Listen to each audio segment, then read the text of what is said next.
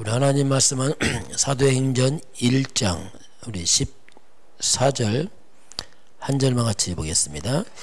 여자들과 예수의 어머니 마리아와 예수의 아우들과 더불어 마음을 같이하여 오로지 기도에 힘쓰더라. 아멘. 오늘 초대교회에 모였던 그 시작을 보겠습니다. 오늘 제목은 증인. 예수님께서 너희가 땅끝까지 이르러 내 증인이더라.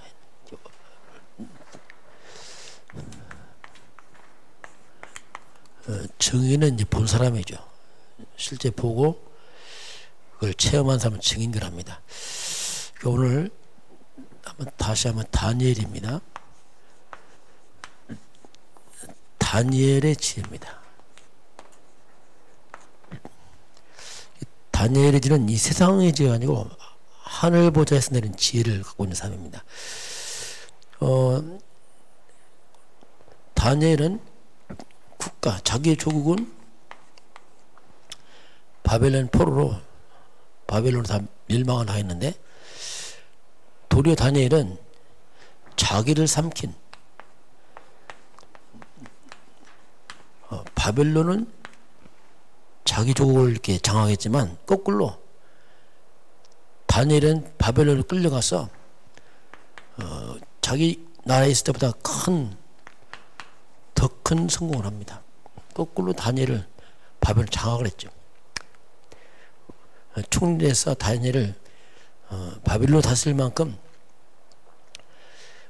무너진 나라는 무너졌지만 본인은 더 큰 영향을 주고 성공을 하게 되고 자기를 장악한 바벨론은 거꾸로 다니엘이 그들을 장악하는 이런 일이 벌어집니다. 이게 이제 영적 서밋이랍니다. 영적 서밋 되면은 누구도 감당 안 돼요. 또 필요하고. 자, 그러면 다니엘을 느부갓네살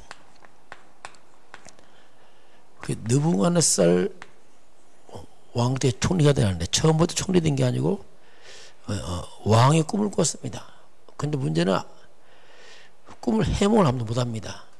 왜냐면 왕도 꿈을 잊어버렸어요. 그러니 그 많은 점쟁이들과 박사들과 지혜들이 말합니다. 왕이 꿈을 얘기하면 해석하겠습니다. 왕이 내용을 모르는 거예요. 무조건 해몽하는 거죠. 이때 다니엘이 이제 꿈을 해몽합니다. 다니엘이 정말 기도하면서 이건 하나님 주신, 이걸 우리가 하늘 보작을 합니다. 이건 하늘에서 주는 거지 사람이 할 수 없거든요. 점쟁이들이 하는 말이 왕이 이런 꿈은 육체 밖에 있는 신들 외에는 해몽 못합니다. 사람 못합니다. 왜냐하면 내용도 말 안 하고 어떻게 해몽합니까? 역시 다니엘도 꿈을 해몽하면서 이 꿈은 박사, 술사, 점쟁이 못합니다. 이건 하나님만 할 수 있습니다. 이렇게 얘기를 하죠. 느부갓네살에게 보이다 이게 전도를 하는 거죠. 하나님만 꿉니다. 이건 바로 보좌에서 내린 지혜를 합니다. 하나님은 모든 만물을 통치하시고 아시기 때문에 능치 못함이 없어요. 다 아시는 분이고. 나중에 느부갓네살 왕이 다니엘의 꿈을 해몽하고 꿈을 말하니까 완전히 왕이 다니엘이 절을 합니다. 엎드려서 충격받은 거죠. 그러면서 하는 말이 네가 믿는 신은 신 중의 신이다. 네가 믿는 신은 왕들을 통치하는 주권자다. 이렇게 얘기를 합니다. 그러면서 두 번째는 벨사살 왕입니다. 이제 왕권이 바뀌었으니까 다니엘이 총리가 아니죠. 그런데 이 벨사살 왕이 왕이 되면서 1000명의 신하를 모아놓고 귀족들을 모아놓고 잔치를 하는데 문제는 바벨론이 뺏어왔던 성전입니다. 하나님 성전에서 갖고 온 성전 기물로 성물이죠. 이제 성전 성물로 갖다가 술 파티를 하는 거예요. 이게 문제라 이게. 모르니까 하겠죠. 하여튼 그 성물과 술 파티 하면서 거꾸로 금과 은과 동과 나무와 돌로 만든 우상을 찬양합니다. 완전히 하나님을 대적한 거죠, 이게. 그러니까 파티 중에 갑자기 손이 벽에 나타나서 글씨를 쓰게 합니다. 그러니까 왕이 너무 놀래갖고, 그렇잖아요. 손이 나타나 글 쓰니까 얼마나 놀라겠어요. 그 글씨를 해석하라고 바벨론의 모든 자를 부르니까 아무도 해석 못하는 거예요. 이때 왕비가 하는 말이, 왕이요, 아버지 시대에 있던 이 다니엘은 그 속에 하나의 명이 있는 사람입니다. 명철과 지혜와 총명이 신들과 같습니다. 그를 부르시길 바랍니다. 그래서 이제 다니엘이 와서 해석하고 또 총리가 되죠. 이때 뜻이 뭐냐면 메네 되길 우발하신, 그걸 해석하면 한마디로 말하면 왕은 저울로 재보니까 가볍다. 이 말이 뭐냐면 왕감이 아니다 이 말입니다. 왕감, 가벼워. 한마디로 왕은 자격미달입니다. 하나님 볼 때.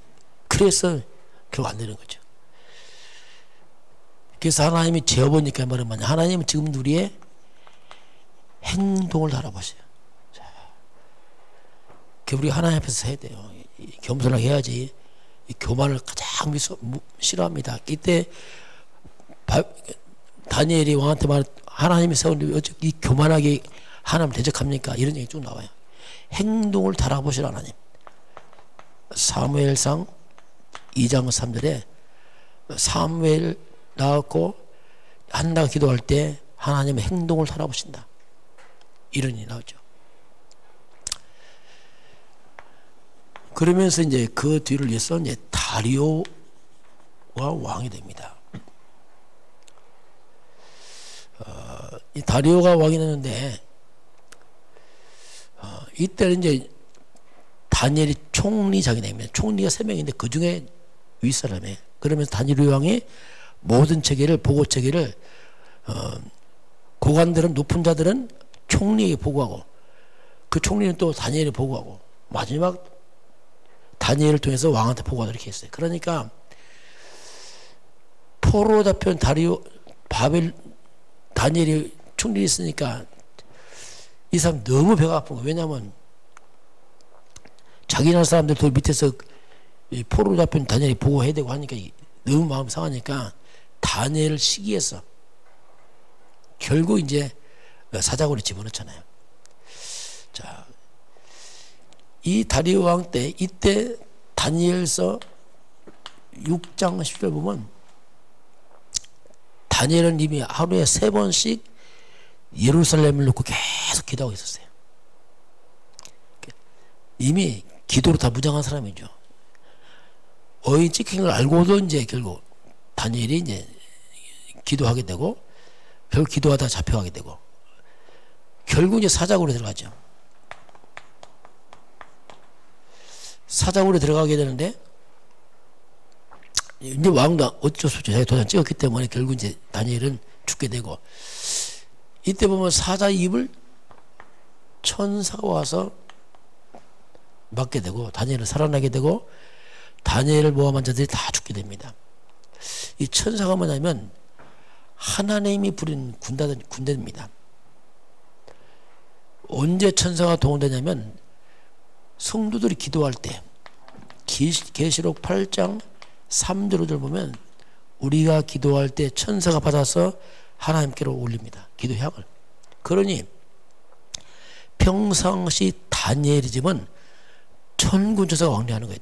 계속 기도하니까 계속 그 천사가 평상시 다니엘을 도왔던 천사들이 와서 사자를 막은 거죠. 갑자기 천사가 나타나는 게 아니고 이미 다니엘은 늘 기도 속에서 하늘 보좌를 움직이는 기도를 하고 있었고 그 천사가 와서 다니엘을 기도할 때 사자고 들어갈 때 사자 입을 막아서 미리 와서 막아서 살리는 일이 벌어졌죠. 이게 영적 세계입니다.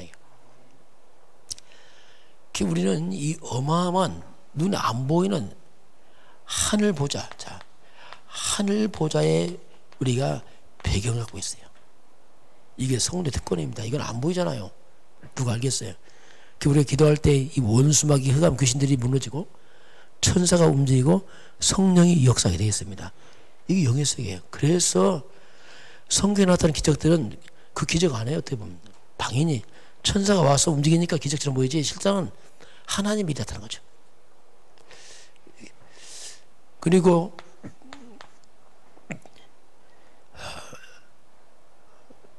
마지막 이제 고레스 왕입니다. 이제 고레스 왕 때는 다니엘이 나이가 좀 많죠. 이제 총리가 된 건 아니고 성경에서 보게 되면 다니엘서 6장 28절 보게 되면 이제 그렇게 얘기 나옵니다. 이 다니엘이 바사 사람 고레스 왕 시대에 형통하였더라. 자, 이미 다니엘이 이렇게 계속 총리로 와 있으니까 얼마나 다니엘 소문 났겠어요. 그러니까 고레스 왕까지 형통하였더라 이렇게 나옵니다. 그럼 다니엘이 그동안 예루살렘 성전을 향해서 계속 기도를 했거든요. 그 고레스 왕이 완전 불신자인데 어떻게 된 일인지 고레스 왕이 이스라엘에서 돌아가서 성전을 재건해라.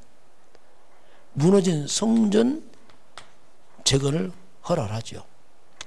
이 말은 아마 고레스 왕이 다니엘 영향을 받았겠죠. 분명히. 얼마나 신임했으면은 또 하나님 역사하셨고 이렇게 다니엘은 나라가 무너진 때에 그 계속 왕이 바뀌어가지만 다니엘은 계속 총리를 유지하는 마지막까지 고레스 왕과 영향 주고 무너진 성전 건축 허락하는 일이 벌어지죠. 이게 다니엘이지. 저와 여러분은 우리에게는 이 세상을 살리는 심지어 불신자까지도 살리는 우리가 하나님의 지혜를 우리에게 성령으로 허락하고 있습니다. 우리 기도하면 하나님 역사하셔요. 그래서 진짜 우리 지혜는 살리는 지혜예요. 다 살려요. 불신자고 다 살려. 거기 찾을 수밖에 없죠. 왜냐하면 다 살리려니까 이게 바로 다니엘의 증인이다 보겠고요. 자, 오늘 하나님께서 증인입니다. 우리가 그러면 우리가 하나님 믿고 예수 믿는 것은 뭐냐면 우리는 어떻게 보면 이미 끝을 내고 시작하는 겁니다. 신앙생활은 뭐냐면 끝을 내고 시작하는 거예요. 살아보는 게 아니고 끝을 내는 거예요. 뭘로 끝을 내냐면 그리스도입니다. 이 그리스도는 인생의 답입니다. 모든 문제의 답이 속에 있어요. 그 그리스도로 인생의 답을 내고 시작하는 겁니다. 살아보는 게 아니라 이미 답을 내고 시작하는 거예요. 그리고 뭘로 또 끝을 냅니까? 세계복음화입니다. 세계복음화나 그리스도 같은 겁니다. 왜냐하면 그리스도를 말하는 게 세계복음화니까. 결국 그리스도예요. 그래서 그리스도와 세계복음화로 끝을 내는 겁니다. 이게 신앙생활이에요. 우리 왜 사느냐? 결국 전도, 선교 이걸 위해 사는 거죠. 이걸로 답을 내고 이걸 위해 사는 거죠. 그리스도와 세계복음화는 우리가 뭐냐면 이걸 한마디로 말하면 언약을 합니다. 인생의 답이 되겠죠. 하나님의 약속. 성경 핵심 이겁니다. 그리스도 세계복음화. 세계복음화 방향. 내가 왜 사느냐? 인생의 방향, 인생의 답. 이걸 우리가 언약을 이렇게 표현도 하죠. 자, 그래서 그럼 우리가 먼저 점검할 게 있습니다. 뭘 점검하냐면 나의 상태입니다. 우리는 지금까지 살아오면서 하나님 없는 쪽으로 계속 각인되어 왔어요. 뿌리가 이쪽으로 내려왔습니다. 그리고 나의 체질, 그 하나님이 없는 쪽으로 체질되어 있어요. 그게 불신앙에 더 맞아. 체질. 왜냐? 그렇게 살아왔으니까. 그러다 보니까 우리 인생에 한계가 있습니다. 우리가 하나님 믿는 하지만은 이미 하나님이 아닌 걸로 각인 뿌리 체질에서 다리가 꽉 차 있어요. 그러다 보니까 이게 한계 있단 말입니다. 그래서 우리가 이걸 뚫고 나와야 돼요. 이걸 탁 깨트려버리고 우리가 영적인 서밋에 도전을 해야 됩니다. 그 영적 서밋은 누구나 다 할 수 있어요. 이거 뭐 도전하는 거니까. 이거 뭐 돈 주고 하는 것도 아니고 갑자기 우리가 뭐 대통령 된 것도 아니고 영적 서밋 도전해라. 그러면 모든 게 따라옵니다. 영적 서밋 되면 세상 사람들이 전혀 이해하지 못하는 것이 뭐예요? 이 다니엘 보세요. 이거 전혀 이해할 수 없어요. 이거 어떻게 이해를 하겠어요? 그래서 하나님이 주시는 우리에게 오력입니다. 영력, 지력, 체력, 경제력, 인력. 이게 우리가 뭔가 이게 좀 조화로운 영적인 힘, 하늘의 지력, 체력, 건강, 경제력. 그 따라오죠. 이게 갖춰지면. 만약에 인력, 사람은 따라 붙여요. 왜냐하면 이게 다 따라 붙이게 돼 있어요. 그래서 우리가 하나님의 말씀입니다. 특별히 우리 예배, 강단, 그 예배 드리면서 드린 말씀, 이걸 가지고 우리가 24시간 기도하는 겁니다. 하나님의 말씀 잡고 기도하는 거죠. 그럼 하나님이 말씀을 성취하셔요. 이게 신앙생활이에요. 이런 들은 말씀 듣고 좋다가 아니고 다니엘이 이런 지혜가 없구나. 하나님 나에게 이런 지혜를 주십시오. 기도할 거 아니에요. 그렇잖아요. 그럼 나도 그리스도와 세계만 끝을 내는 거다 이거.